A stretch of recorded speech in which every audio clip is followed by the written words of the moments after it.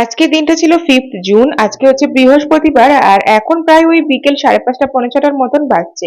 তোজোকে খাইয়ে দিয়ে আমি যাচ্ছিলাম হচ্ছে পার্লারে। ওই ক্লিন আপ করাবো, একটু থ্রেডিং করাবো, কারণ কালকে ব্যাঙ্গালোর যাচ্ছি। এখন 2 সপ্তাহ থেকে 3 সপ্তাহ তো সময় পাবোই না পার্লার যাওয়ার জন্য। ঘরগুলোকে আবার গোছানো পরিষ্কার করার কাজ তো আছেই, তার সাথে সাথে অসীমাও এখন আসতে পারবে না রান্না করার জন্য, কারণ ওর বাড়িতে আছে। এই মাসের শেষের দিকে হয়তো বা আসবে। তারপরে মা আর মণিমাও এসেছিল আজকে দেখা করতে আমাদের সাথে, কালকে সকাল হলেই যেহেতু আমরা চলে যাচ্ছি ব্যাঙ্গালোরে। তারপরে ভাইও এসেছিল, বাবাও এসেছিল। আর এই যে আগের দিনের সন্ধেবেলায় বা রাত্রেবেলায় এত মন খারাপ করে, প্রত্যেকবার যখন ব্যাঙ্গালোর যাই সারাক্ষণ তো ওই প্যাকিং করতে এই সমস্ত করতে কেটে যায়, কিন্তু এই যে এই সন্ধেবেলায় যখনই মারা আসে তখনই আমার মনটা একদম ভীষণ খারাপ করে ওঠে। আর কয়েকদিন তো সময় লাগবে ওখানে গিয়েও একটু সেটেল হতে, মাইন্ডটাকেও সেট করতে আর ঘরটাকেও সেট করতে। আর চারিদিকটা একটু ভালো করে চোখ বুলিয়ে দেখে নিচ্ছিলাম আবার সেই কবে দেখতে পাবো সামনাসামনি।